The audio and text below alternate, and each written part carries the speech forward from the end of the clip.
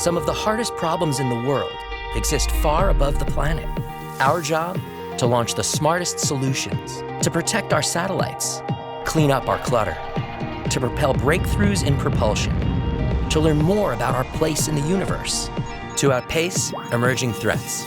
Every day, the Aerospace Corporation uses the latest technologies to ensure our nation's safety and leadership in space. Hi, and welcome to the Space Policy Show. As always, you can find us on Twitter using hashtag the Space Policy Show, and you can engage with our experts on Vimeo in the chat box. We would love it if you would sign up for the latest news alerts at aerospace.org/policy.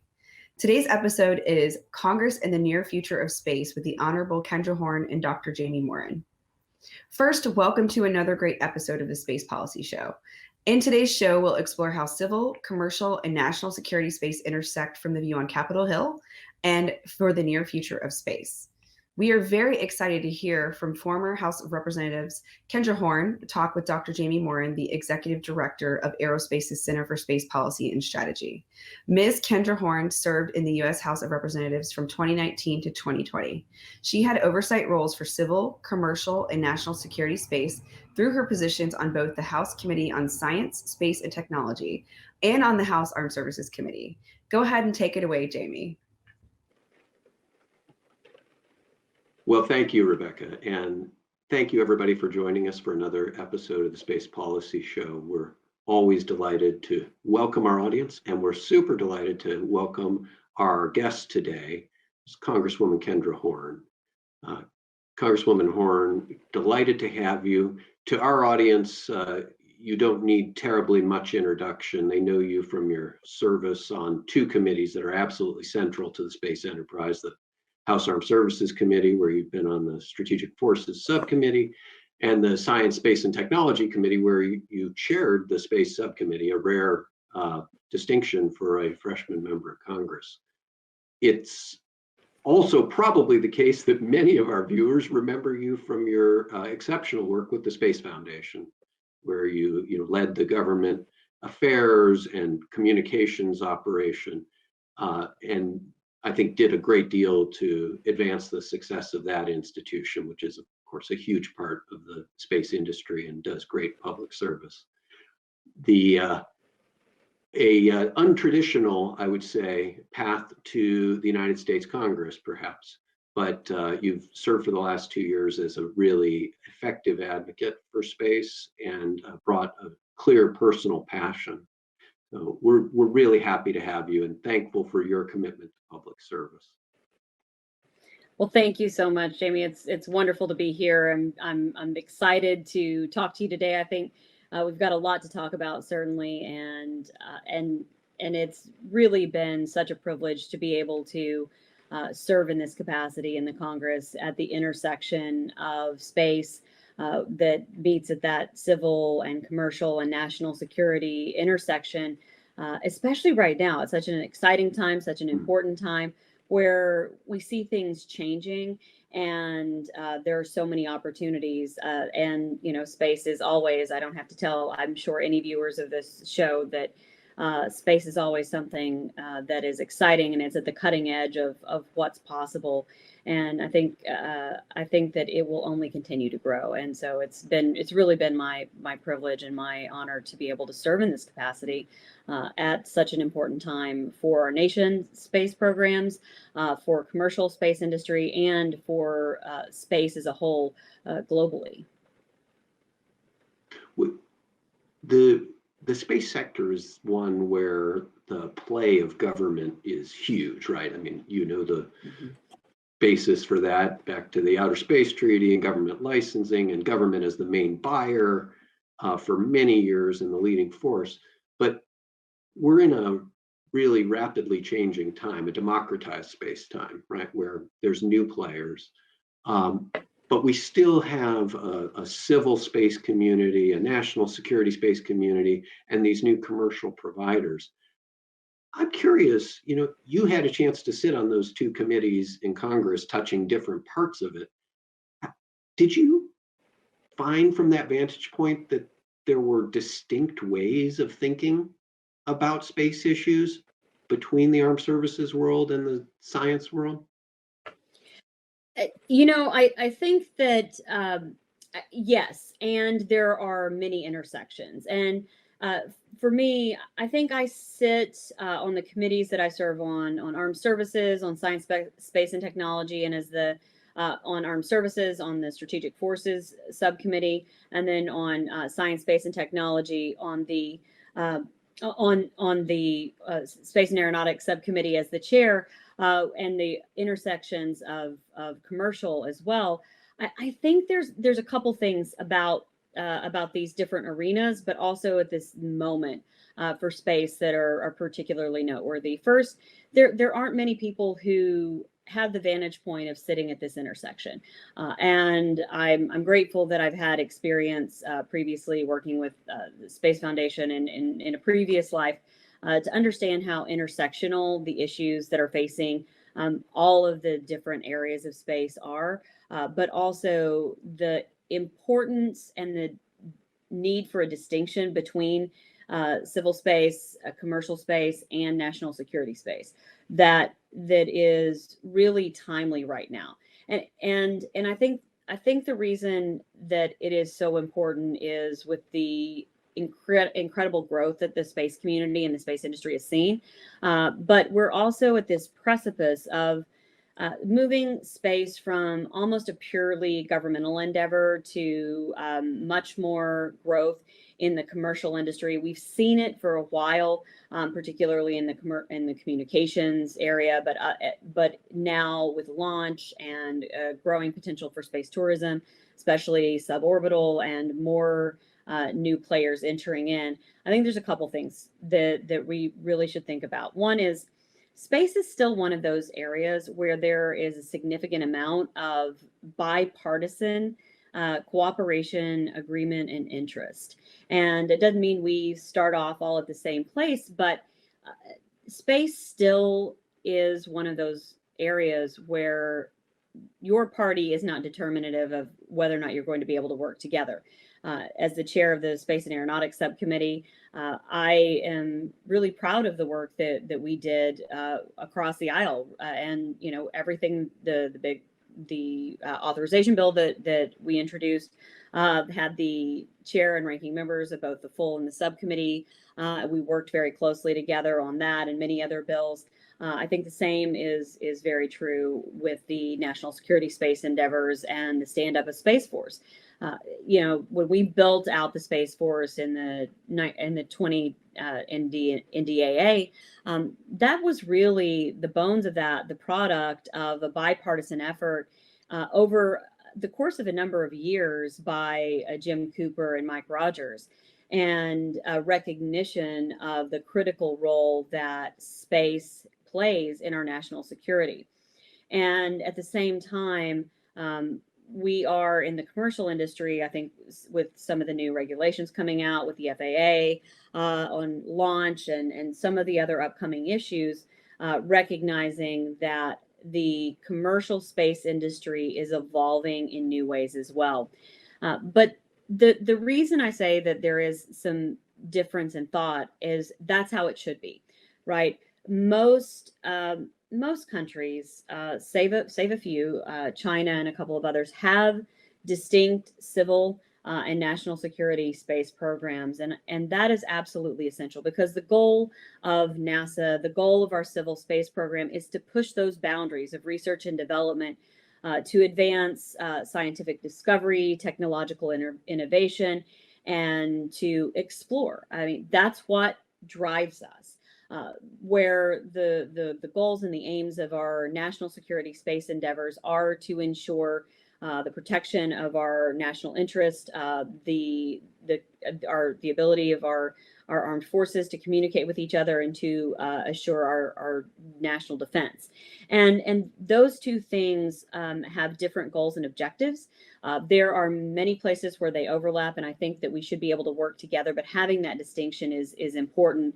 And as the commercial industry continues to grow, it is important that we recognize the intersection of where we need commercial and national security and civil to be able to coordinate, and the overlapping international implications as well. And I'll use one area in particular as an example, and I know we've got a lot more things to talk about, but that is in particular that area is right now one of the most important areas is space traffic management, situational awareness. For quite some time, that has fallen under the umbrella and the responsibility of the Air Force. And with the stand up of the Space Force, I think a couple of things are really important there. One is bringing so many more of the space programs under one umbrella, taking it out of the silos, making sure that we can build a cadre of space professionals. But at the same time, so much more of the traffic now falls outside of the national security arena that it's important that we domestically, as well as building international pathways moving forward in space traffic management and domain awareness, take that responsibility out from under the national security apparatus and ensure that they can continue to do what they need to do for national security space interests, intelligence or DOD, and have a separate system in place to ensure that our commercial and civil endeavors are protected. I mean, with thousands of satellites going up, big communications constellations, so many other players coming into this arena, it's really important that we find that balance and create more pathways. So that was a long way to say there are distinct ways of thinking about it. There are commonalities and there are intersections, and it is important that each area recognize what falls under its umbrella, but it's also critical from a policymaking standpoint and the standpoint of encouraging growth and opportunity in the space industry, building the industrial base, that we have policymakers that recognize the intersectionality and interconnectedness of these different arenas at the same time. That's a good survey of the issues. If we, on the space traffic management topic, that's been a challenging one in both the executive and legislative branch for the last few years. The current administration laid out a plan of attack with the transition of the mission to a civil agency, Department of Commerce, they decided, and laid out a way forward, but they really were never able to secure full congressional buy-in and funding. It looks like the most recent appropriations bill, as approaching final enactment now, may take some steps to provide some of the funding that they were looking for there. But as you think about the scale of the problem there, and there's estimates as high as 100,000 satellites, right, that could be on orbit in just 10 years. Do you think we now have a way forward on space traffic management as far as institutional approach that will be supported by the Congress and will endure into the next administration? Or are we likely to lose more time in stepping forward on that significant problem? I think we have more work to do on addressing that significant problem.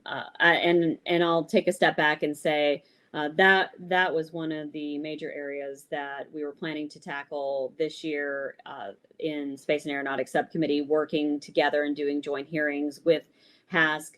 Unfortunately, COVID had a pretty significant impact on that because there are, I think, a few critical questions that have to be answered. I know the NAPA study looking at where we should put this and capabilities had some recommended commerce, but I think there are a few challenges. One is, what does the structure look like? What are the legal ramifications of setting up a space traffic management endeavor? Which governmental organization, which entity has the requisite experience and resources to be able to stand this up, and how going back to those different lanes, how that fits together. And and there's the question of international buy-in, and how we navigate that piece of it. So while I understand some of the movement or the impetus under this administration of thinking of commerce as the agency, this is a really complex and dynamic environment. And the questions that we have to ask, just as, if we think back to the early days of aeronautics, right at the beginning, it was the Wild West, essentially, in the air. Anything went. And if you could get yourself up in the air and you were there, you were doing whatever you wanted to do. But as more people and the public and commerce came into play, we had to adjust the regulatory environment. And I think we're at that transition point. So to me, the question moving forward for the next Congress and for the next administration is not one of do we just scratch everything and start over, but what is the best pathway forward to ensure the highest likelihood of success. That requires resources. It requires a strategic plan moving forward for a regulatory environment that is not overly burdensome, but sets out the right parameters, that has the resources and the expertise it needs. And that is, to me, one of the questions that still remains. This is an area where I am hopeful that the next Congress really puts some more thought into this. It is growing more and more critical. As you said, 100,000, estimate of 100,000 satellites. We've already seen some near collisions this year. We've got China that is engaging in space in whole new ways, and doesn't necessarily abide by the same sort of ideas and safeguards and other players coming in. So I think it's not a question of do we scrap it and start over, but I think there are some unanswered questions about whether or not this approach is the most direct and an intentional pathway to the outcomes that we want, or do we need to make some other adjustments? And particularly in the legal framework and liabilities, there are some open questions. In fact, we held a hearing last year where we began to address some of that. Is it something that we set up that looks more like law of the sea, or is it somewhere in between? And how does that fit into our current treaty obligations under the Outer Space Treaty, and working with other nations and players to set this up? And so I know that's a long way of saying there's not a clear answer yet, but honestly, there's not a clear answer yet, but there is urgency, and the time is now to act, and we need to make sure that we're being thoughtful. But I also think that we have to be careful, and that the next Congress and the next administration has to be careful not to put overly prescriptive regulatory pieces in place, because this industry is shifting so quickly that if we try to overregulate, if we try to be overly prescriptive, it could stunt growth and have opposite impacts about in the space industry, particularly in the commercial space industry. So much like the FAA took the feedback in the recent the launch regulations from, you have to do everything just this way, to here are the safety parameters that you have to meet. We're not going to tell you exactly how to do it. I think we have to be really careful in not being overly prescriptive, but setting some clear roadmaps and rules that the industry can follow, and that allow for that evolution to occur that will naturally occur as the space industry grows and evolves. Progress or change in industry views as some of the newer entrants have kind of moved from the, please have the lightest possible regulatory footprint to more of a, well, we see some value in providing some regulatory certainty. And not everyone feels that way, but as the scale of investment has grown, there's more of a sense that having a thoughtful government approach to lay out some lanes in the road and boundaries, including in areas like collision avoidance, space traffic management, might be helpful at this point. Yes. But obviously, a lot of variety of different perspectives out there. Let me ask you to shift gears for a sec to civil space and NASA particularly. There's been a lot of activity in the last few years. We've seen a decade plus effort of driving toward commercial contracting for first cargo, now crew for NASA come to fruition, and we've actually done some live deliveries, which are a key step. We're also seeing NASA flesh out their plan for lunar activity, which has got an enormous amount of energy behind it. Also an extraordinarily aggressive schedule that I think most independent analysts are now skeptical has any real chance of being achieved. But as you look into the next presidential term, the next administration, and I think you've made no secret that you might be open to serving in a future administration in some role in civil space, if that was possible. What do you see as the kind of critical decisions facing that next administration, and how would you lay out a NASA agenda for human exploration and the other critical areas that NASA has to pursue? Well, I think you've laid out the landscape really well, and I think it's helpful to take a step back to look at where we are and what that means moving forward. For a long time, one of the challenges that NASA has faced is fits and starts, or what I like to call fits and starts, and changes of direction between administrations and Congresses. And everybody in the space industry knows that space is difficult. It is technically challenging.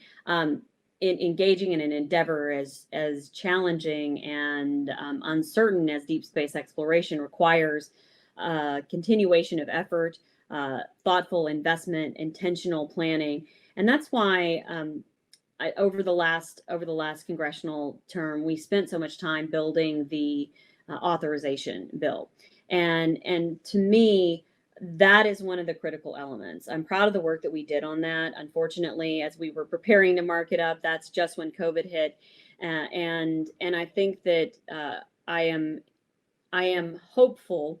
I am hopeful, and I would encourage the next Congress to pick up where we left off. Chairwoman Johnson, Ranking Member Lucas of the full committee, and Ranking Member Babin and I, we all work together very well as colleagues on both sides of the aisles, to set out a long-term plan in this authorization that helped to balance the priorities of NASA, that provided for investment and direction in science and aeronautics, as well as exploration, and making sure that we're continuing to invest in education and the other critical pieces of the puzzle that don't get quite the attention always at more coverage as human exploration, which is absolutely understandable. But I think one of the things that's really important looking forward to the next administration is that NASA has made a lot of progress. I think that is absolutely something that we need to recognize, including during the midst of COVID-19. And what would concern me is any massive or significant shift in direction. The timeline is something that we absolutely need to talk about. Moving the shift from a 2028 to 2024 came within mere weeks from the introduction of the president's budget in March, the beginning of March of 2019, to less than 3 weeks later, the vice president announcing that we were that they wanted to shift 4 years earlier. Well, that shift has not come with the accompanying cost estimates and detailed technical information that I think is needed for authorizers and appropriators for Congress to be able to get behind something like that, which is why an authorization bill that sets that out is intentional. We should be bold in our goals. We absolutely should push the boundaries of what we think is possible, but we also have to be realistic. And that means we need to balance the risk and the pathway forward that includes the highest likelihood of success, the lowest likelihood of failure, pushing those boundaries and making sure that the pathway is clear. And one thing that is clear is that 2024 date is not realistic in this current environment where we are in technological readiness, but also in an overall and from an overall investment standpoint. And so to me, that's really the question. And it should be made, like, these decisions need to be made in a thoughtful, bipartisan manner that say, okay, let's be bold. Let us absolutely be bold. But this is our nation's civil space program. And as such, it is important that NASA is clear on its direction, on the pathway there, what it's going to take to get there, cost projections, and all of those things. And I think for the next administration, for the next Congress, looking at that and continuing to push forward while asking NASA to answer some of those very critical questions about the path forward, the out-year cost estimates, and the things that we as a Congress, I'm putting on my hat as the chair of the Space and Aeronautics Subcommittee, have been trying to get since that transition was announced. And I think that's really the key. Any massive shift in direction of the program would be devastating to our nation's space program. It just simply would, because we can't keep stopping and starting, and we need to make these assessments based on what is in the best interest of our nation, the space program, and to recall that this is ours and ours by our nation. This is what pulled us together under Apollo and took us to be the first nation to put humans on another celestial body. And it's going to take that same constancy of purpose and working together to take us back to the moon and then be the first nation to put boots on Mars.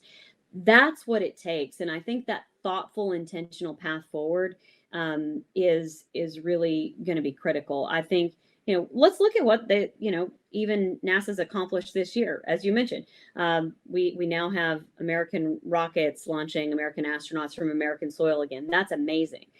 But there's also a difference in our experience in low Earth orbit and our experience in deep space exploration. We've had humans living off this planet for 20 years on the International Space Station. We have a lot more experience.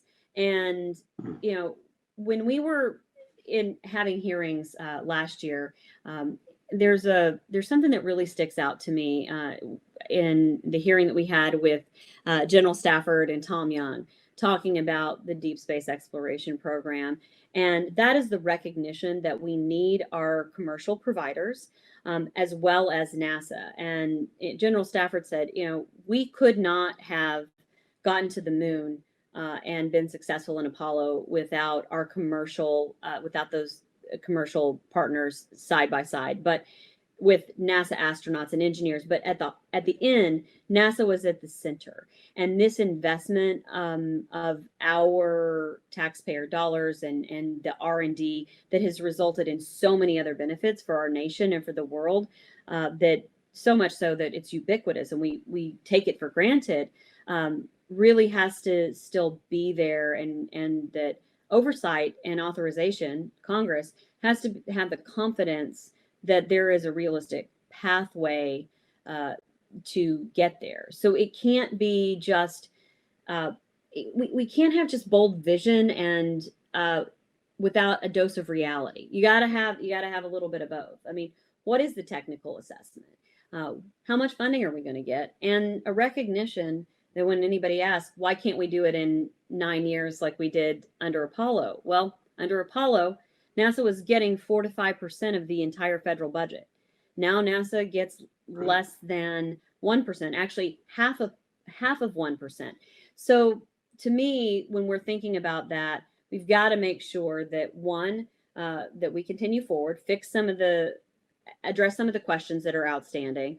2, realistic assessments, and 3, making sure that NASA's portfolio is balanced, because the investments in robotics and science and aeronautics are essential parts of our ability to continue to pursue a deep space human exploration program. They have to go hand in hand. Do you expect that there will be more emphasis on how NASA can contribute to the betterment of U.S. citizens and people around the world here on Earth in a coming administration? I know it's always been an area of focus for NASA, whether it's scientific research that's of relevance to, the whole world, or whether it's developing technologies that specifically provide benefits back at home. But do you think there will be some degree of shift in that emphasis? I think that's possible, and I certainly think it's something we should talk more about. I think we're likely to see a lot of conversation over the next few years, and quite frankly, a lot of investment in infrastructure.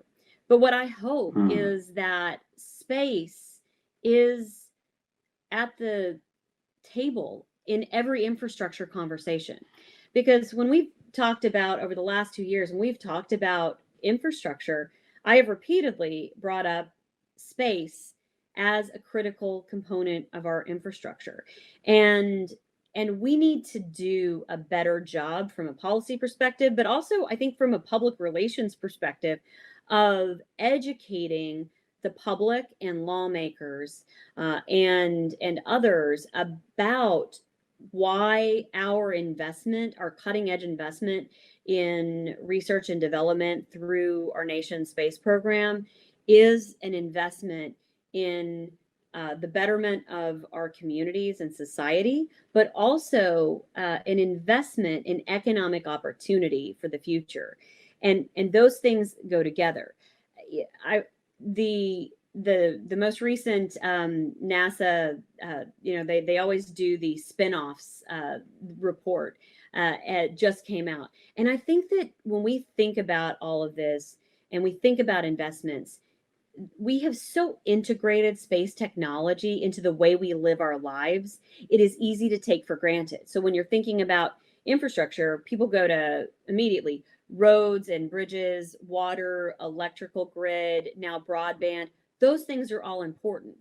But what is often missed is the fact that our space infrastructure not only empowers and enables commerce and science. I mean, we've saved countless thousands of lives by our investment in weather satellites and development, so we can better predict hurricanes and tornadoes and other massive weather events. It's helped us understand the impacts of climate change.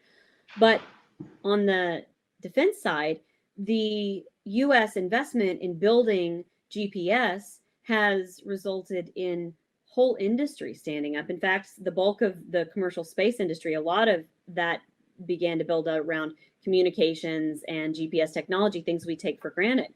But even beyond that, farming and precision farming, to be able to feed our communities and the world, is dependent upon satellite and space technology. The way that our commerce and banking systems communicate, increased amounts of healthcare is dependent on space technology and innovations that come through our discovery and pushing the boundaries of research and development. So that's a long way of saying, I think there may be a different, slightly different focus by some, but I also think that it's very important for us to put it into the right context. For example, I think it would be a mistake to just to have a big shift towards only science, just as I think it was a mistake to for this current administration to, in their budget proposals, try to strip out all of the education from NASA and the education investments, because we need to build our industrial base. We need to encourage the next generation of rocket scientists and engineers to pursue STEM careers. And the reason that we have R&D that sits underneath the government umbrella is because that is a precursor to the innovation and entrepreneurs that come along and build whole new industries. And that technology transfer, having that in the public domain, is essential to driving that. And I think that the question is not, do we need to change direction? It is, how do we better ensure that space is at the table and there is a proper balance? Because the human space program and our investment in that led to many of those discoveries that we wouldn't have made as quickly if we'd been trying to go for that one specific, hey, this is what we're trying to figure out. A lot of the advancements are byproducts or happy accidents or discoveries that go back to the Sure. reason we explore in the first place. No, that's a great point. That actually raises the broader question about the role of space in a national conversation about priorities. You were in the Blue Dog Caucus, you believe we're in fiscal responsibility, resources are not unlimited. And you worked actually with my old colleague, former Congressman Brad Carson, and you are somebody who's represented people of Oklahoma City and surrounding counties. When you go back to Oklahoma City, how did you talk about your work on space issues with your constituents, and what resonated with them? And I guess I'd ask you, as we go into a new conversation on national priorities, what lessons do you draw from that about our national space priorities and how to make the case about space as a national priority? Oh, that is a fantastic question. I could talk about it all day. First, I think a lot of people aren't aware of Oklahoma's long and storied history in aerospace and how important aerospace is, because aerospace is the second largest employment sector in the state of Oklahoma. The Mike Monroney FAA Center, where we train all of the civilian air traffic controllers in the country, is right in the heart of my district. We have Tinker Air Force Base, which has been right at the center of so much of our aerospace development, and I could go on and on. And additionally, Oklahoma is the only state in the nation to have had an astronaut at every single phase of our nation's civil space program. And so there's a lot of space and interest and connection to aerospace in Oklahoma. So I think one, that's part of it, is thinking about how we educate people about what is possible. So when I talk to my constituents about space and aerospace and the investment in technology, it is in jobs and economic opportunity. It is in looking forward, because Oklahoma also has a significant investment in maintenance, repair, and overhaul, with the depot at Tinker, but also with the American Airlines maintenance facility in Tulsa, which is not in my district, but is, of course, in the state. So when I talk about space and when I talk about our investment, it's about this intersection of education and jobs and economic opportunity and discovery. And I think that is one of the powerful ways that that space really does play a role. But as I mentioned earlier, I think space is a part of the national prioritized conversation. Really needs to be highlighted some more. And I think that is true because I'm going to go back to this earlier statement. We just take it for granted.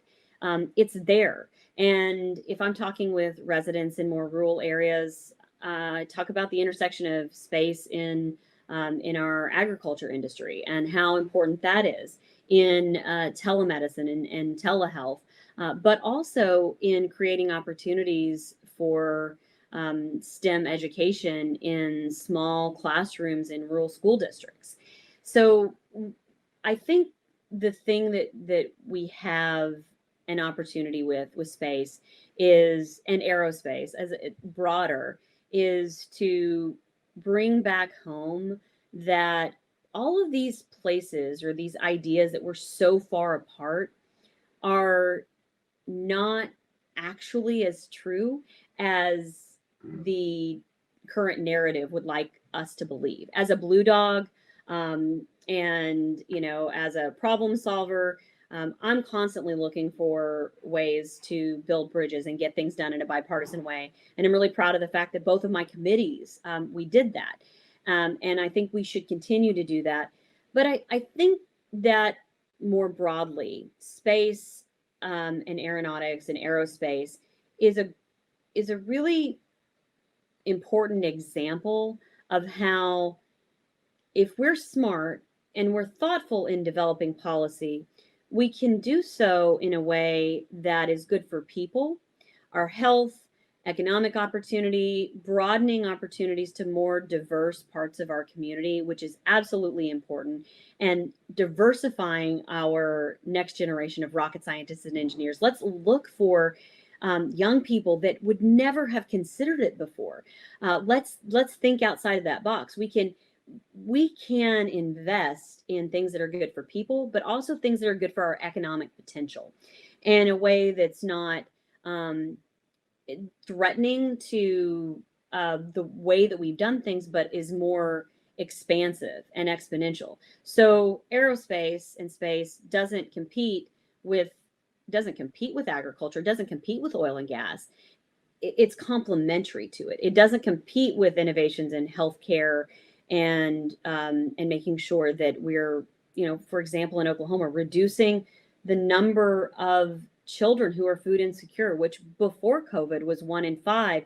Now it's 1 in 4 or even less. I mean, that to me, when I talk to people about it, first of all, it's exciting and it's interesting, but is a good way to illustrate that we don't have to choose, but we also have to make smart and strategic decisions about our investment of taxpayer dollars and to understand the payoff in the long run.